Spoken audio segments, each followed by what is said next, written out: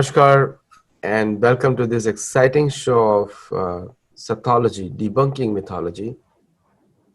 We have very famous psychologists and analysts with us who has written many books. And one of the books was very famous, you know about him. And we are going to touch upon a topic today which is very much in discussion in India. And people are debating about it and people are talking about it. And we'll go a little bit deeper into that on obstruction of justice in some ways. Our point is not to make any point legally or question the legal sides of the case. Our question is that why this obstruction of justice mentality is there. So we are going to go on the other side of this spectrum. So without delay, let us welcome Sri Rajat Mitra. Namaste. Namaste. So this case has really touched the nerves of so many people, particularly in Bombay, Sushant Singh Rajput case. And my friend Ishkaran is doing a great job, and also many other people. And I think that motivated me to have this session with you. You are one of the best person to answer this kind of issue here. So what is the psychology of generally of a police department in India, generally? How do they work? What is the cycle? Pros, good or bad, I do not know. But generally, what is happening? We have seen in the CBI case with Talwar, Arushi Talwar, and there's another case where CBI was involved. And there are many cases Mumbai Police has been involved. So what is the psychology behind the cases which don't go the way the polices are trained?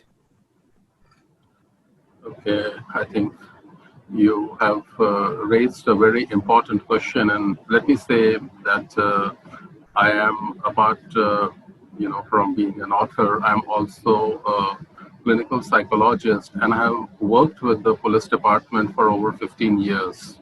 So our NGO was in a tie-up with the police in Delhi. We were referred cases in which of heinous crimes in which children, adults were victims. So it could be any heinous crime. It could be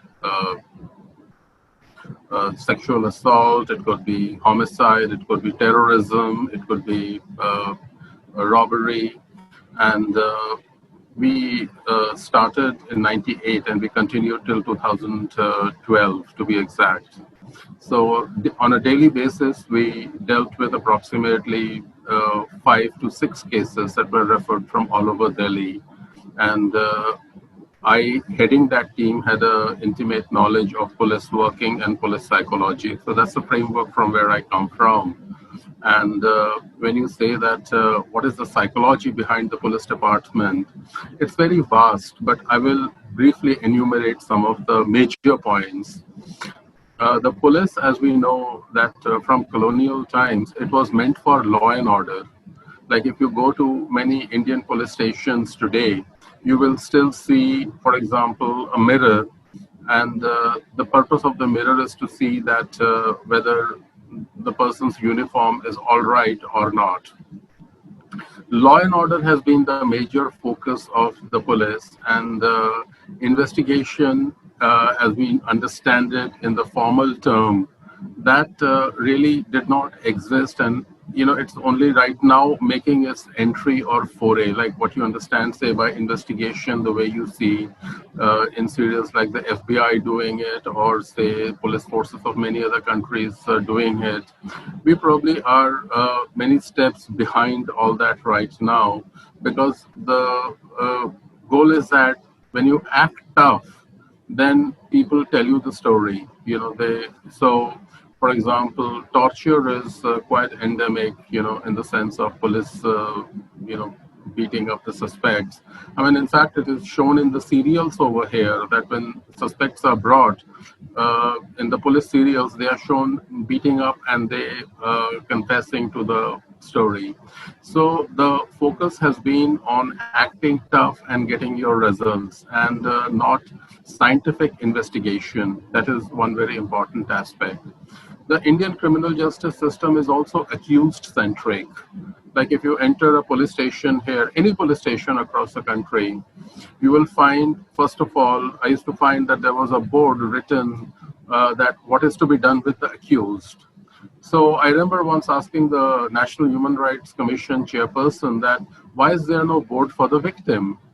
So he said that, well, I think that you rest a very hornet's nest because our system is accused centric. So, and I said that how will it change? He said, well, we will have to change it. The people will have to change it. So I would ask many SHOs, the station house officers, like, how do you decide what to do with a victim? Like you have the rules for the accused that he has to be produced before the court, before the doctor, he has to be taken this care of. He said that's at our personal discretion. Now, this statement actually is something that tells you that how the police operate. They have unlimited freedom to work with the victim, to change the way things they want to, and not strictly go by the rule book, right? So that is the way the police has been. And I have been involved in numerous investigations where the police have asked me about the psychological aspects of the crime. I have testified in over 100 cases. And in probably the few thousand cases that I have worked, I have not found very few cases where they work systematically and only when they are required to produce results. They are overtaxed, they are highly burdened, they are often burnt out. And I'm saying this in sympathy for them because I see them as fellow human beings. I'm not saying this acute. So there are major issues that policemen have. And unlike in many other countries, our police system remains under the control of the political leaders. Like in many countries, the policeman is answerable to the judge and to the judge alone, right? In the criminal justice system. Here, they are answerable to the political leaders. So that makes their psychology entirely geared towards what their political masters are saying, and that's why you see so much of interference and kind of involvement at times. I mean, I have gone through many situations where I'm investigating and the police officer is sitting with me and there is a call from a political leader or someone asking that how things are going and who's doing what, and he gets out to report, to that. Now, this somewhere has to change. This relationship, the police have to be more independent and autonomous in order to function, right? As the saying goes in India, when they really want to solve the case, they solve it, right? So, but because of the interference, the involvement, they are not able to do so. The colonial mindset and mentality still runs strong.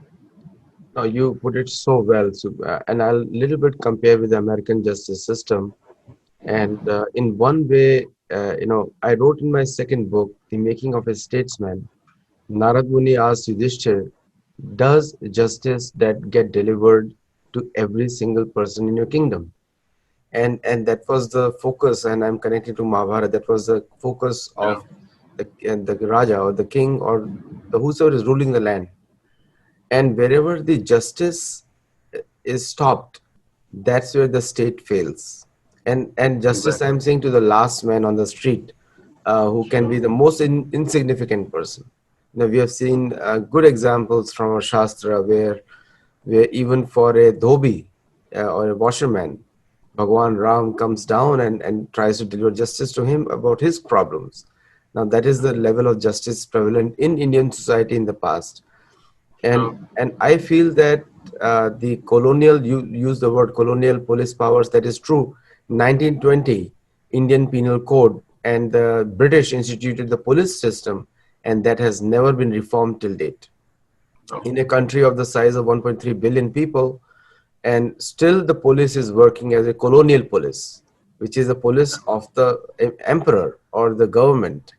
And in the sure. Western world, especially in the USA, so there are public positions in the police called sheriff, which is elected position, and there is a police force which is separate from it, and they Okay. collectively deliver justice. So sheriff is a people's man, and the Yeah. police is answerable to the judiciary. And Sure. so they have copied American system to a large extent, but not all the good aspects. They have still Yeah. retained the old colonial aspects. So in this case, particularly Sushant Singh Rajput case, we and you very well articulated that how the mindset of the police is towards the accused, and not, Sure. in American system you are not guilty until proven, Yeah. and that's a work of the judiciary to decide that. uh, so now my next point which I have raised, and continuing on the answer that you gave in the last question, is that what could have been done better in the, see, if I compare the forensic on George Floyd case just now, which happened in the Yeah. US, which where a person was killed by the American policeman. Now in that case, the complete postmortem report and viscera report and everything was out, and the complete area was sealed off. All the cameras were brought into the focus was on finding the culprit, because the Yeah. the public perception was very bad against the police. And with that, the facts have come out on that case also. But in the case of Sushant Singh Rajput, the entire it's been questioned even by the best of the best professionals now, how Yeah. a major police force of a country botched up the case, and what will be the state of the people on that police. So what do you have to stay on that, please? Okay. I think one of the values by which a police system must work is by going for the truth and nothing else, right? Now, when you say that the police have botched up the case, I think that's almost everyone right now is talking about it, that yes, they have indeed botched up and the investigation has been shoddy. Now, the thing is that the investigations are probably shoddy in a large number of cases, or investigations are, in many cases done very little, right? Uh, for ex- uh, for example, in one case, I remember I was talking to this policeman, and somebody asked him that, "Why do you torture during the investigation?" And he smiled and said, "Torture is the investigation." I mean, so when you get an answer like that, then you feel that okay, it is not the verbal, subtle, psychological interchange by which you zero down on a person and get to his culpability, to his guilt, right? So there is a big difference, I mean, between the two cases. For example, in India, most of the cases that I have been to, the crime scene was not sealed. Like if you remember Godhra, in which there was a pogrom in which 58 persons were burnt alive. I mean, at that time, people you could see going in and out of the train. I mean, it should have been sealed off. I mean, it became a kind of spectacle, right? After, for example, the Bombay terrorist attack, uh, people were going in the hotel in order to see how it was. It was not again sealed off, right? So the very fact of not sealing off, not collecting evidence, shows a value in which certain things are completely missing, and it has not been achieved or not given values so far. Like for example, in most police stations in India, you don't have an investigation room. Like for example, when I have gone for helping in investigations, I have to repeatedly say that get me a room in which I can sit and do the investigation, and in which there is no interference, because even something small like someone else coming in when the accused or the suspect or the victim is saying something important, if they are interfered with, they will shut up, so a whole line can break off. So it's been difficult for me sometimes to get a room like that. I'm given a store room, or say some room, which is there, and say, okay, fine, because you want to talk like, that, you go ahead and do so. I'll tell you small points. Like as a psychologist, I notice the eye movements, the facial movements, in consonance with the works of Paul Ekman, and for which a person has to sit frontally with me face to face in order to do that, right? And most often, I notice that investigations in India are done with the accused or the suspect standing and answering questions. So when I started doing that, they felt that it gives a wrong signal, and I had to convince and prove them that as a psychologist, I have to see people at a face-to-face level in order to understand whatever expressions they are making, to find if they are using deception or avoiding or things like that, right? I mean, these are basic things that are probably very important to bring in at a level where psychology can play a very important role, where behavioral sciences can play in understanding that the person you are dealing with discloses information when you go in a systematic manner, not by, say, acting aggressive or acting tough. That does not lead you to very far. So there is a big difference between the way the police here operate and the way the police in United States or probably many other countries operate. Of course, they are also tough there. They also overstep their limits. But I'm talking of investigation. When you are interrogating someone, certain rules need to be followed. If we are still probably far away from that. Yeah. Yeah, in So USA, in USA and other countries, and even if you look at the historical old example in the pre-British India, uh, yeah, uh, and I, and I would like to skip the Islamic era because Islamic era had too many atrocities on Hindus. yeah, George Macaulay said that Hindus are like mouse, and the Muslims were like cats. That's how bad yeah, the justice system was. But if you go little pre-Islamic era or the initial stages of Islamic era, when the few kings, Raja Dahir Singh and other people ruling, yeah. justice was one of the most important So qualities of Bharat, yeah, and they I would call it agree. a Raj Dharma. And the Yeah, justice, and because of that, Bharat was called Sone ki Chidiya, or the golden goose. So that was the country. So that was the condition because of truth and justice prevalent. Now in USA, and most of the times Indians want to be as developed as USA, but the Indian state machinery doesn't follow the simple premise on which the USA is based on, which is truth and justice. The justice system is so strong and non-interferable, pretty much, that even a president has to follow the traffic rules. Whether you're a kin of the president or even the governors, they're all under the justice preview, and they're all scared of it also. So the law is sure. common for the ruler as well as for the common people. But Exactly. here, in the case of Mumbai city, I can say, and there the common man has less access to justice than, say, Bollywood with some connections and politicians with some connections. So what Yeah. impact does it have on the psychology of the people whom they are ruling? Uh, I think that's a very pertinent and important question. And I would first probably answer the first part of your question where you talked about the Islamic era and the colonial era. Yes, from all accounts, we understand that there was a sense of justice that prevailed.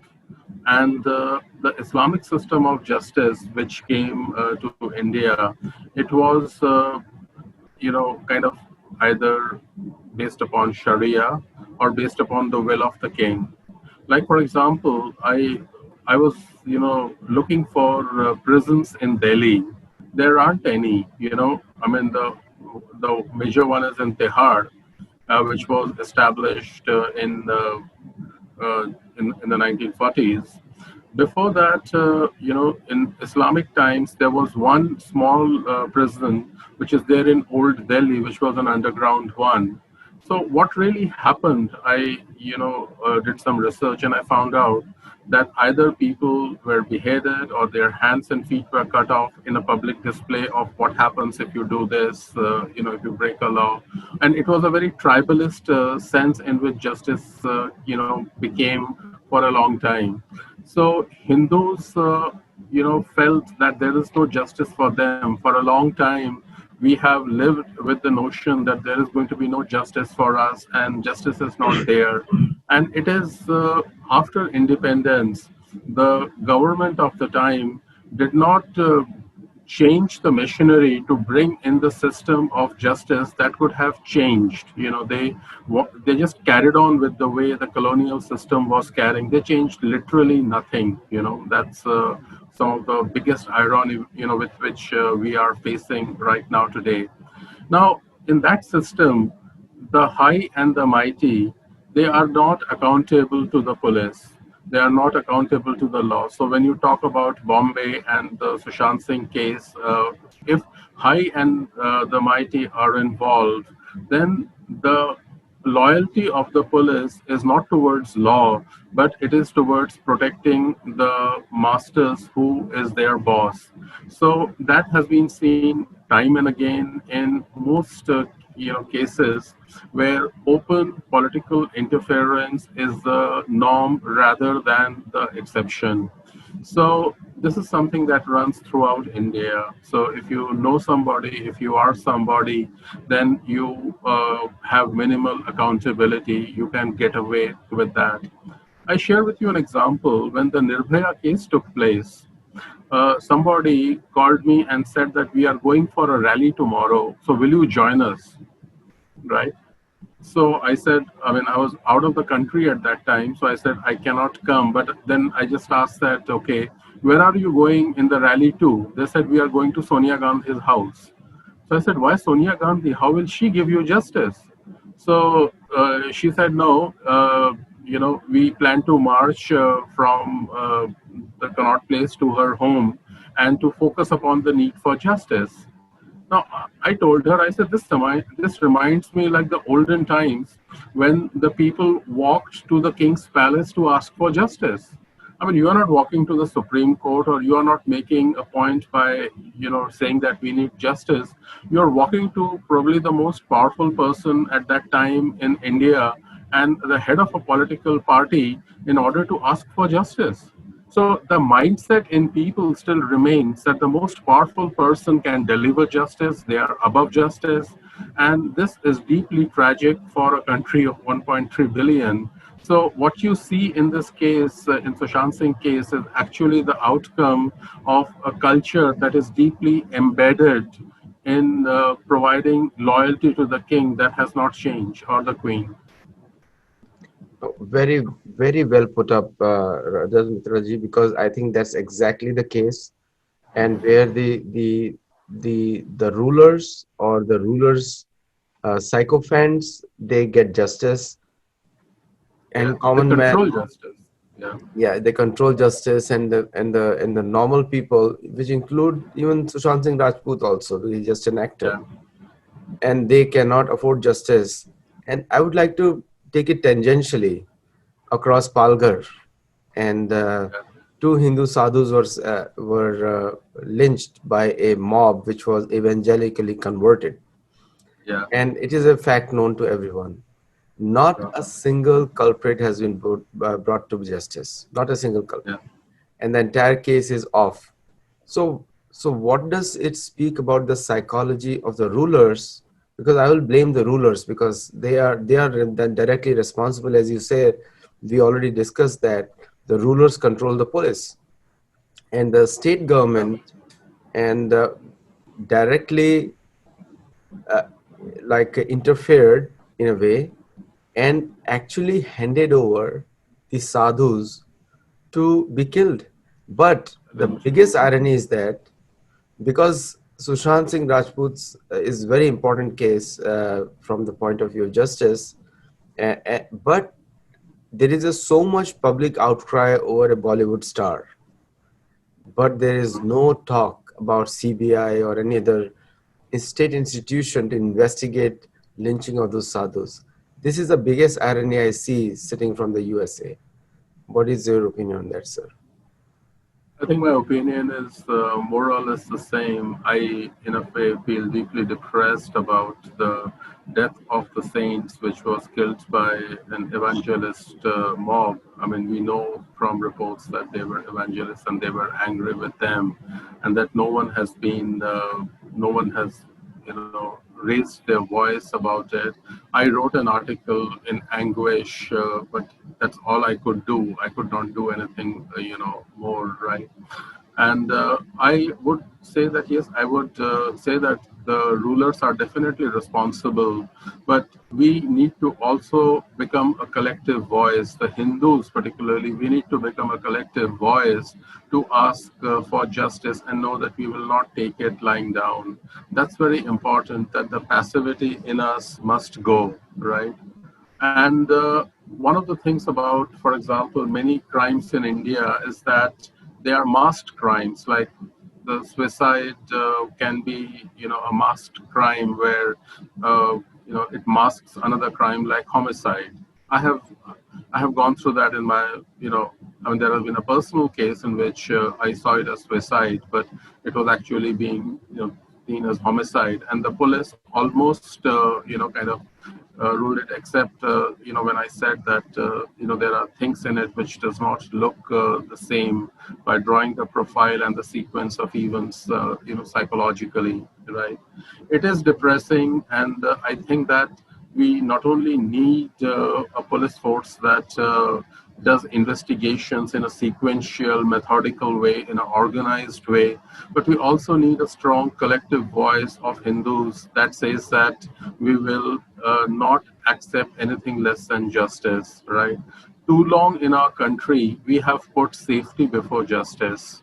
And still today, when I talk to victims, the victimology in our country is that safety comes before justice, right? Justice, I believe, is innate in people, right? But for example, you cannot fight for justice for 15, 20 years. You get burnt out. Like several years back, when we were working, we wanted to start a group with the families of the survivors of victims. We called it a survivor advocacy group, and we had really people who had suffered, whether it was Jessica Lal's family, or Neelam Katara, and many other people. We called them and we said, why don't we form a survivor advocacy group, right? I mean, in the same pattern like in United States, you have a very strong survivor movement. They are there in every case, and they fight. So, and that spreads also onto people. We could not go ahead beyond a few meetings. The people said, we are all exhausted and tired with the criminal justice system. We are burnt out. We are sorry. And I said, I cannot run it on my own. I need you people. I'm there, but I can only have a meeting. I can only go ahead if you add the voice. And I realized that the long delayed await for justice, the pressure, the threats, the intimidations that the family had to go through and face, the loneliness, the ostracism, had alienated them, literally burnt them so much that they wanted nothing to do with it, to speak or form an advisory group anymore. And that is tragic, because until unless we have a survivor group over here that speaks up, we will not have a voice for the victims. Like professionals cannot have that voice. We can aid, we can be part of it, but the victims in our country, the survivors, they are so tired and burnt out, they don't want to go ahead and do so. And that's what almost all the 15 people that we had contacted at time, they said it, and it was genuine. I could understand. Now, 15 years long wait for justice, going to the courts time and again, waiting there, it can burn out even the staunchest, the strongest person. And that is why it could not take off. Very well, very, very well put. And I think Dharma stands for Satyamev. Satyamev Jayate, Exactly. we say all the time. And I think Sattology means science of truth, which is pretty much for the Western audience, but also it is getting popular in all English-speaking countries. So Right. mythology means obstruction of justice, because mythology means a lie. Yeah. And in that regard, we are discussing this on this show of Sattology. because it's seriously, it is against our dharma to be not be given justice by the state, and the state should always stand for dharma, which is Exactly. also means justice and truth. So with that regard, Rajatji, it's a very fabulous discussion. And before we sign off, I would I have may one say last one thing. question. Yes, please. Go ahead.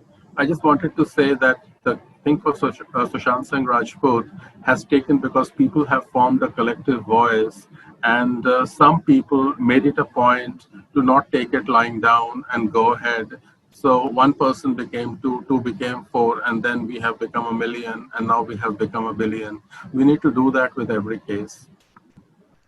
Exactly. And I think a Palghar case is equally important Yes. for because it is seriously undermining the Hindu interests and also the Hindu community. And I would urge that if the state of India cannot deliver justice, then we should take it up on International Court of Justice, because I do not think that uh, the religious sentiments of Hindus can be obstructed in this way. And in many ways, Bollywood has worked against them to a large extent. So Yeah. sure.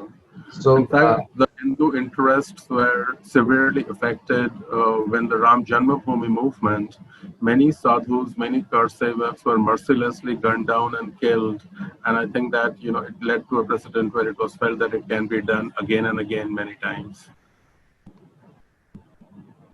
so true. It is so true because the justice was delayed, and 492 years of wait has included merciless killing of Hindus or Ram temple. That brings to another point, but we'll have it on another discussion, because So, we'll make the focus away from this wonderful talk we had. So viewers, please, I think this is a golden opportunity, and also a right time to work on, if you're watching from India, to change the criminal justice system, which goes against dharma. And also, when you copy other countries on the best practices of the police, then you must also copy the best judicial practices also. Don't copy half, copy fully. But if you want to create something new, then you will have to go to Mahabharata and Ramayana, because there are a lot of ample examples over there. sure. So with that, we'll sign off. Thank you so much, Rajatji. It was a fabulous discussion. And viewers, Thank if you. you have any questions, for those who are not watching it live, you can always see this video again on YouTube in a couple of days. Namaskar.